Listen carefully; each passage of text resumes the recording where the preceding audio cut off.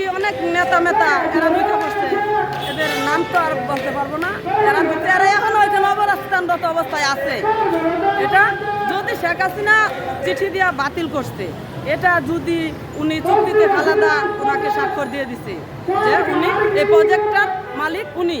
একটা প্রজেক্ট আমাদের এই বাংলাদেশে বা অন্য অন্য দেশে প্রজেক্ট অবশ্যই হয়। প্রজেক্ট যে নেয়, যে মেয়াদ অনুযায়ী নেয়, এই মেয়াদ অনুযায়ী ওনার প্রজেক্টের মেয়াদ শেষ হইলে তো আরেকজন প্রজেক্ট পাবে, কিন্তু ওনার মেয়াদ শেষ হয়েছে নাকি এটা ভালোভাবে দেখা আমরা আজকে 51 দিন যাবত যেখানে অবস্থান করতেছি আমাদেরকে তো বলে নাই যে উনি এখান থেকে বাতিল হয়ে গেছে, এটা তো বলে নাই আমাদের। বলছেন দুষ্কৃতিকারী ঢুকছে, কিভাবে ঢুকলো, কেন, এবং সেই দুষ্কৃতিকারী কারা? 5 আগস্ট যাওয়ার পরে এটা তো শেখ হাসিনা রাত থেকে ছুটটা গেছে, ছুটটা যায় নাই, এই ছুটটা যাওয়ার পরে যাই সুযোগটা যায় অনেক অন্য লোক ঢুকে বসছে। মানে এরা আমরা বাইরের লোক যে যেরকম পাইছে, মানে এটা সরকারি জায়গা না। এই যে ধরেন 5 আগস্টে শেখ হাসিনা যাওয়ার পরে মন্ত্রণালয় যে যার মতো পাইছে সবকিছু নিয়ে গেছে কেনা, এরকম একটা ঘটনা ওইখানে হয়েছে। এই 5 আগস্টের পরে ওইখানে যে সমস্ত বাইরের লোক ঢুকে গেছে। আপনি কিন্তু এড়াই যাচ্ছেন বারবারে। আপনি বলছেন দুষ্কৃতিকারী ঢুকছে, কারা তারা দুষ্কৃতিকারী? আপনি ছিলেন না? আপনি ছিলেন, আপনাকে কেমনে বের করলো বা আপনি বেরোলেন কেন? হ্যাঁ, এটা রহিম সাহেবের প্রজেক্ট। যারা ওইখানে 5 আগস্টের পরে ঢুকছে এরা তো দুষ্কৃতির কারণে ওইখানে ঢুকছে। প্রজেক্টটা তো রহিম সাহেবের ছিল। 5 আগস্ট পর্যন্ত আগ পর্যন্ত কারা ছিল? আপনারা ছিলেন না না, কারা ছিল? এটা শেখ হাসিনা এটা বাতিল করে রাখছে, আর অনেকে ছিল। তো ভুল কথা বলছেন। 5 আগস্ট পর্যন্ত কারা ছিল? না বলেন, 5 আগস্ট পর্যন্ত কারা ছিল কেন? 5 আগস্টের আগে ছিল আওয়ামী লীগ সরকার থাকতে আওয়ামী লীগ রাজনীতির কিছু সন্ত্রাস। আপনারা কোথায় ছিলেন এতদিন পর? না না, এই বস্তিতে কারা ছিল 5 তারিখ আগে? আপনারা ছিলেন।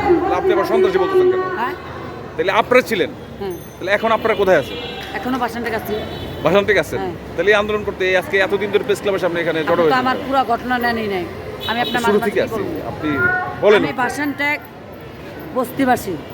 আমরা এখানে শহীদ পরিবার ও বস্তিবাসী। বিএনপি সরকার থাকতে এই প্রজেক্টের দায়িত্ব পায় আলহাজ আব্দুল রহিম। তখন ওই জায়গাটায় আমরা ছিলাম।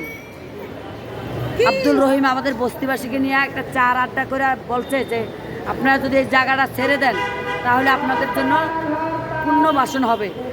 জায়গাটা সরকারের। তখন আমরা হাসি মুখে ছেড়ে দিয়েছিলাম জায়গাটা, যে আমরা একটি করে ফ্ল্যাট পাবো। আওয়ামী লীগ সরকার 2010 সালে ওনাকে এক কাপড় বের করে দিচ্ছে। তখন থেকে আমরা আন্দোলন সংগ্রাম চালিয়ে যাচ্ছি। কত তারিখ, কত সালে? 2010 সালে।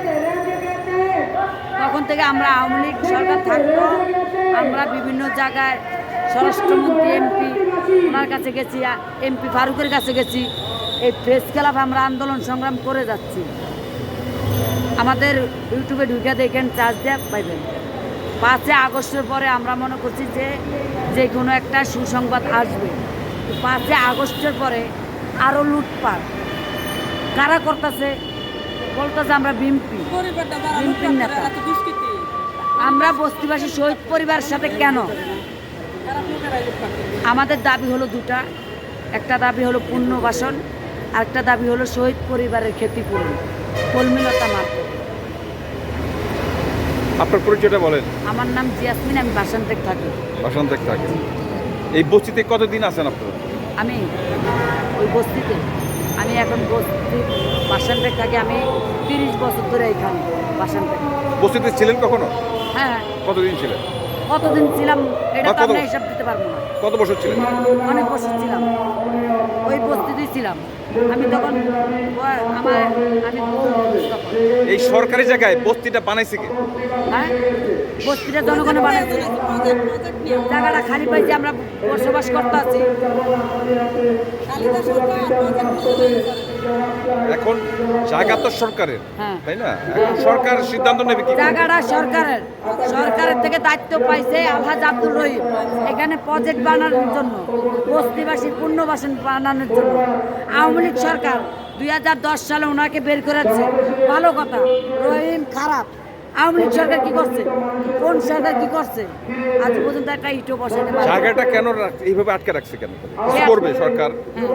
ওইখানে তো অনেকগুলো বিভিন্ন ভবন তৈরি হয়েছে ওই জোনের মধ্যে, একটা না, বিভিন্ন এই বস্তি উচ্ছেদ করেই এই ভবন হয়েছে, বিভিন্ন মন্ত্রণালয়ের বিল্ডিং করছে, কাজ করছে।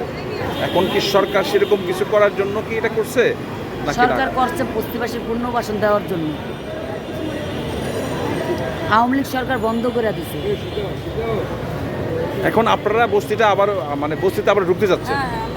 শোনেন, যখন এই প্রজেক্টের দায়িত্বটা পায়, দলিলে ভূমি মন্ত্রণালয় ওখান থেকে লেখা আছে যে এই প্রজেক্ট নিয়ে যদি ভূমি মন্ত্রণালয় আলহাজ আব্দুর রহিম কোনো সমস্যা হয়, কোনো দ্বন্দ্ব হয়, সালিসির মাধ্যমে শেষ হবে, চুক্তি বাতিল হবে না, লেখা আছে আমাদের দলিলে। এখন আপনারা কি সরকারের সাথেই নড়ছেন নাকি না কোনো ব্যক্তির সাথে নড়ছেন? আপনারা কিন্তু দুই ধরনের কথা বলছেন। আমরা সরকার কারা আনছে? জনগণ আনছে, আমরা আনছি। আমাদের আপনি প্রশ্নটা বোঝেন নাই। এখানে হচ্ছে জায়গাটা কি সরকারের নিয়ন্ত্রিত আছে নাকি না বাইরে কোনো আপনাদের মতো কেউ এখানে নিয়ন্ত্রণ করছে? আপনি আমার কথাটা বুঝতে পারতেছেন না, আর আমিও আপনার কথাটা বুঝতে পারতেছি আপনি না। বুঝতেছেন না? আমি আপনার এই জায়গাটা এখন কার নিয়ন্ত্রণ? সরকার কি ভূমি আপনাদের? মন্ত্রণালয়ের নিয়ন্ত্রণে। আমি সেটা বলতেছি। ভূমি কিন্তু মন্ত্রণালয় আপনারা বলছেন এখানে বিভিন্ন 5 তারিখের যে যেমন পারে দখল করে উদ্যোগ করে রাখছে। দুই অবশ্যই ধরনের আছে। কথা বলতেছেন তো। না না, দুই ধরনের কেন হবে? একটা বলতে হবে। একটা আমাদের ইতিহাস আছে ভাই, আমাদের ইতিহাস আছে, আপনি কইতে পারেন, সমস্যা নাই। আমাদের কথাগুলো আপনি শুনতে হবে। আপনি একটা বলেন, হয় সরকার আপনাদেরকে আমি তো আপনার কথা নিউজটা দিব না রে ভাই, আমাদের পুরো কথা আসতে হবে।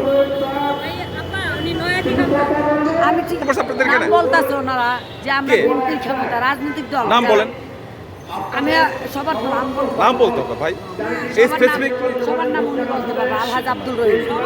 উনি কিছুক্ষণ পরে বক্তব্য বিএনপি দিবে। যদি কেউ হয়ে থাকে, আপনি বিএনপি তো বিএনপি দুর্নাম করতে পারবেন না। আপনাকে স্পেসিফিক বলে হুই ইজ দ্যাট পারসন, কে সেই ব্যক্তি? জায়গাটা পাইছে বিএনপির ওটা না। ক্ষমতায়।